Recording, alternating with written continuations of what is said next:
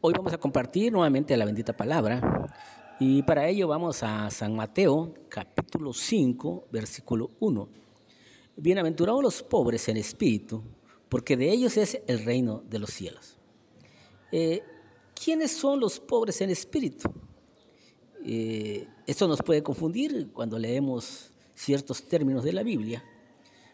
Podemos confundir y podemos pensar que el pobre en espíritu es alguien que tiene su autoestima baja, que es introvertido, oprimido, rechazado. Pero esto no es cierto, porque estas son características de los incrédulos y Dios no recibe a los incrédulos. Entonces, cuando hablamos pobre en espíritu, se trata de aquel que no se exalta a sí mismo, que no es orgulloso, que espera la voluntad de Dios, que se humilla ante la voluntad de Dios, se sujeta a la voluntad de Dios. Y para ello vamos a una cita bíblica de San Lucas, capítulo 5, versículo 8. Y Simón Pedro, al verlo, cayó de rodillas ante Jesús, exclamando: apártate de mí, Señor, porque soy hombre pecador. Es decir, Pedro era una persona humilde, era una persona que reconocía sus pecados, que se sentía pecador, que no se sentía digno de estar frente al Señor Jesucristo. Reconocía, se humillaba ante el Señor Jesucristo. Y vamos a otra cita bíblica.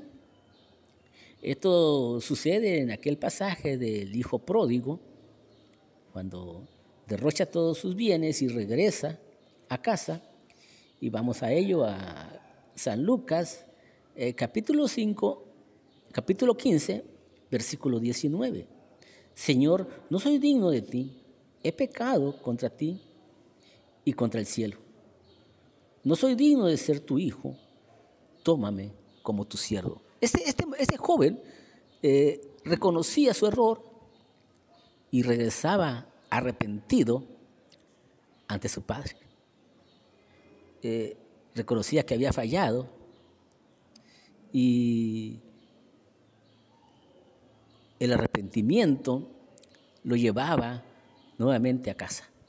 Entonces, como podemos ver, el pobre en espíritu es aquel que no se exalta, que se humilla, es aquel que reconoce sus errores, su pecado, esa humildad que tiene y que, como Jesucristo dice, imitadme porque yo soy manso y humilde.